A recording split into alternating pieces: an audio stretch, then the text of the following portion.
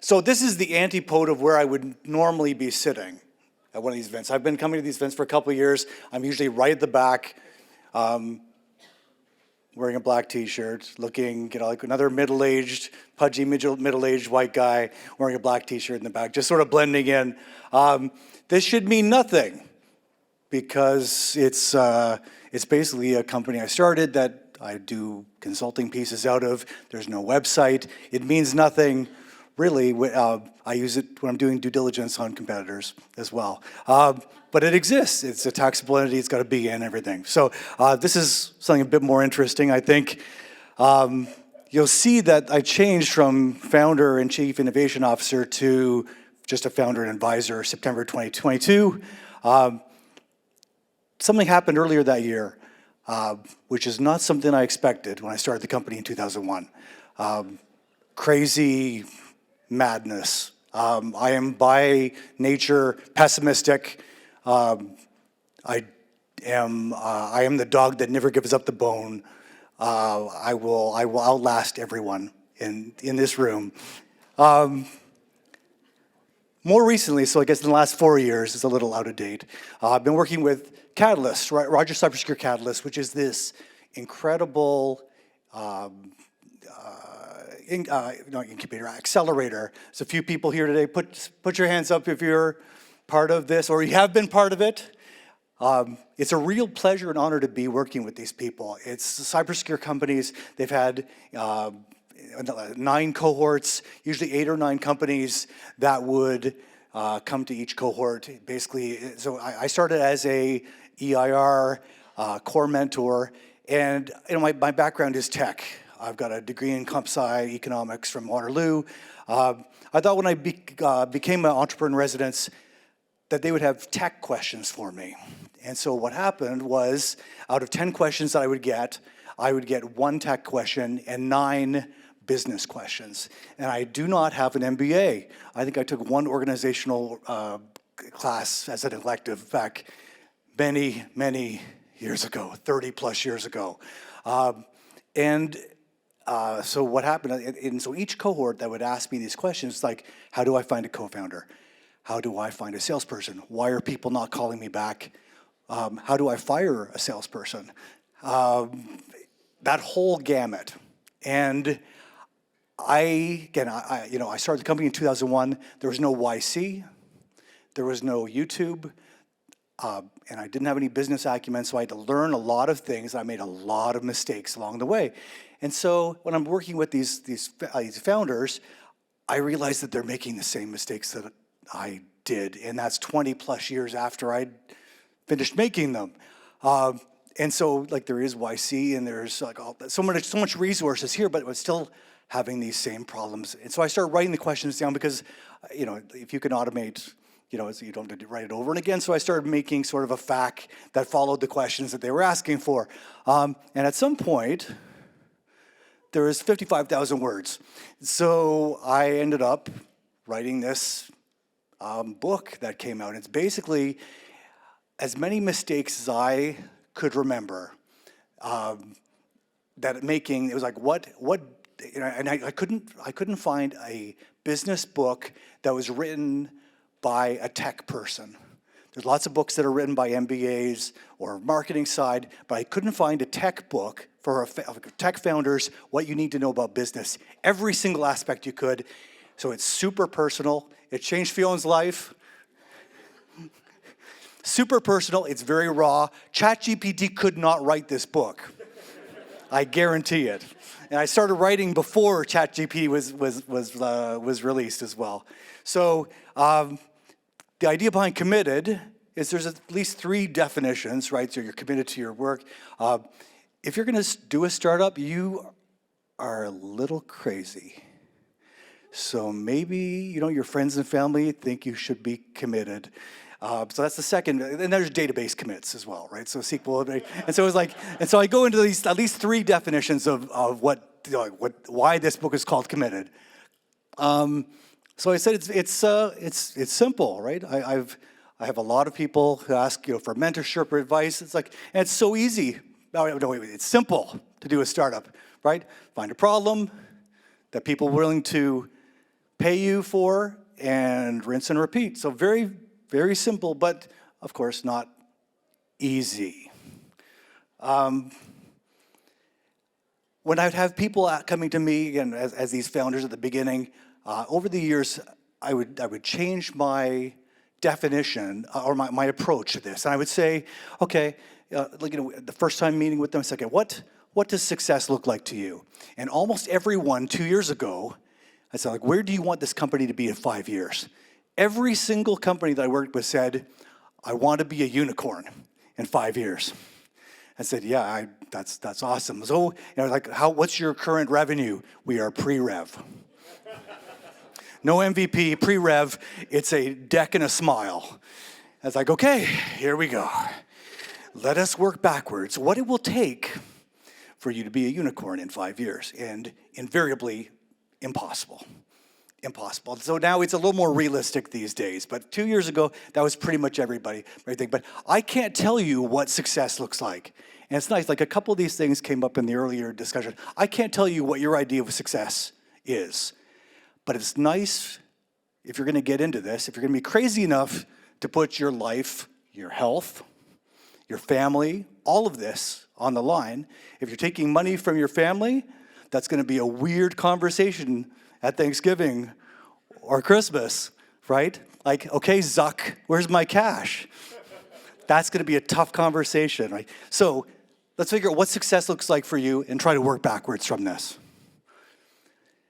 So I like to, there's a sort of a management construct called red ocean versus blue ocean.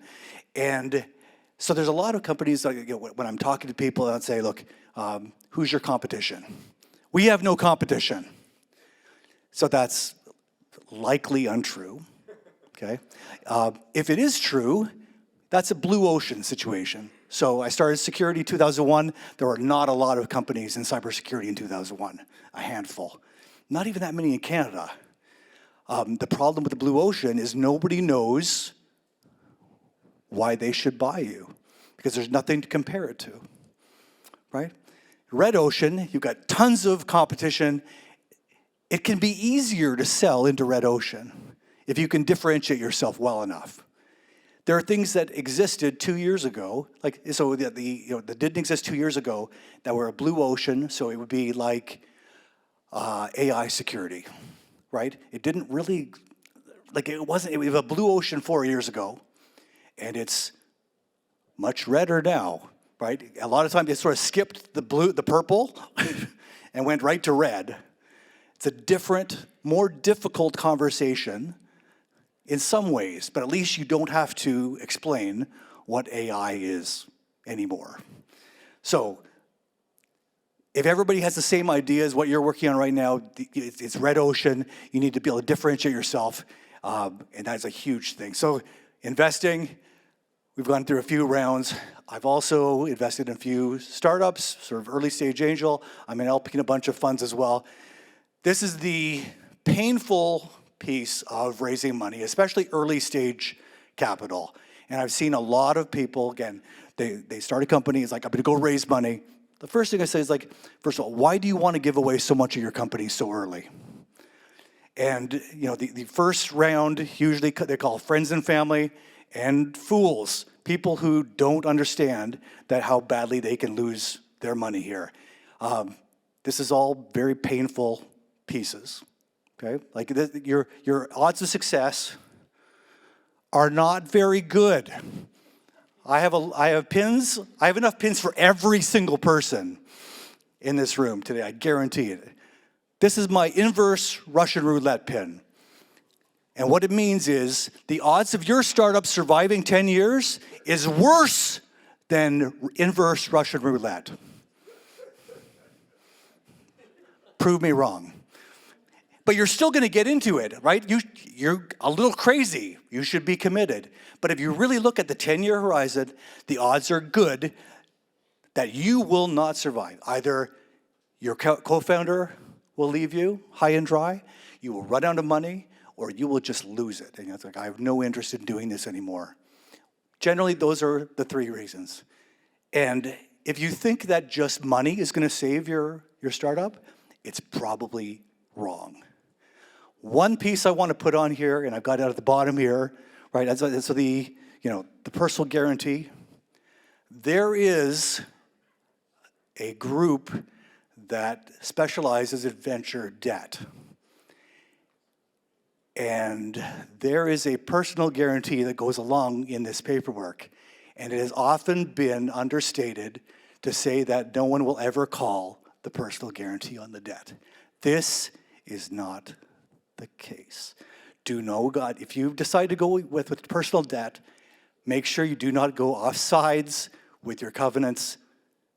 It's done like a personal, like a debt instrument doesn't dilute you. But if they put a personal guarantee, your company goes out of business, you and your co-founder are responsible jointly and severally for that debt. It has been the last 5 years, especially, this entity has been calling them in. So, grab a pen.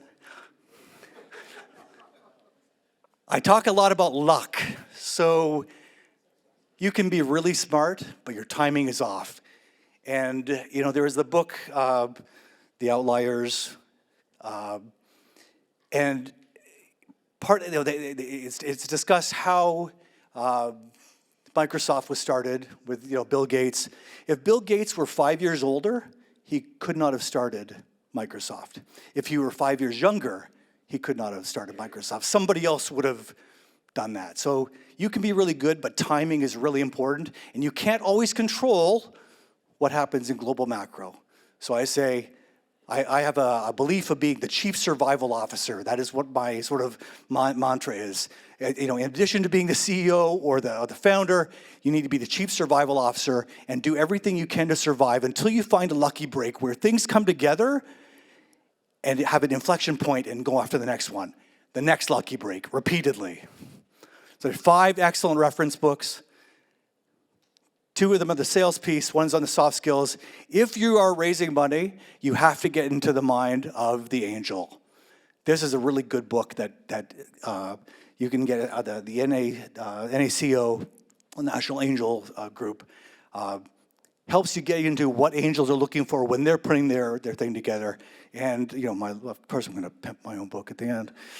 It's so very raw, very personal. It changed Fion's life, apparently. You're a little crazy to start your company. So, rational perseverance, abundance mindset, but survive at all costs. Don't run out of cash. And that's it.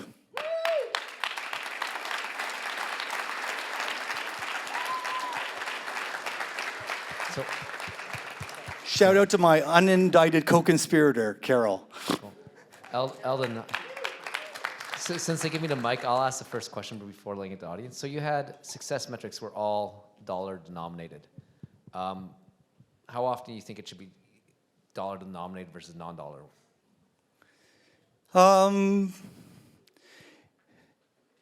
Once you got the dollars down, there's a lot of things that disappear, right? There's a lot of things that disappear once that dollar number is taken care of, right? And I'm in this very unusual position where, very much like Corey, what do you do when you get everything you ever wanted, right?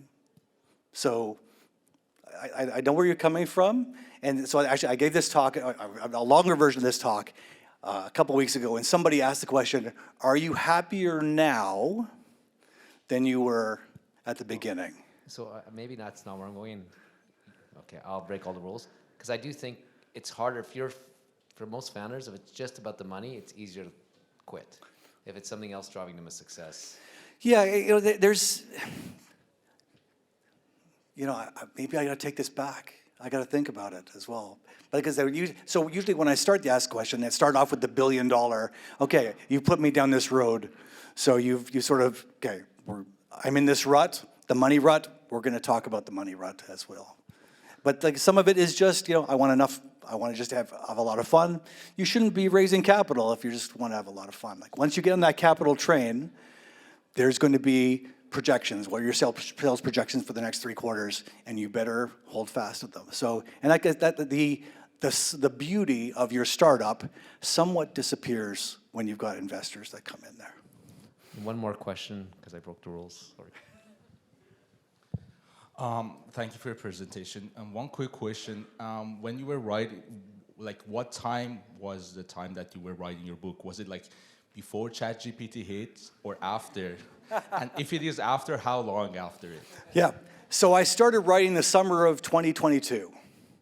So it was before ChatGPT came out. And when it did come out, it was like, okay, here we go. Like, so, everything I've written, it's like I could go into ChatGPT and say, write me a first-person account of a founder. And then, I play around for a little bit, and it's kind of underwhelming at that point. It's like, ChatGPT is like Good Will Hunting, right? You remember that movie, right? So, the 2 characters are sitting on a bench by the Charles River in Boston, and it says, if I asked you what love was, you would quote me a soliloquy, but you've never held a woman, that whole thing. It's like ChatGPT has read every book, but has no idea what it's like when shit falls apart. Right. Jason wants to know if it's read committed. Has ChatGPT read committed? No. I gave it one little, so like in my raw piece, I gave it one little chapter. I said, can you edit it? And it did a terrible job. And so when I went, my editor, I said, look, I want it to be lightly edited. It has to be my voice. It's my story. I want it lightly edited. So it's seen a couple of sentences, and it just did a terrible, terrible job of editing. Oh, yeah. On that note, let's get a round of applause for Eldon. Thank you. And now,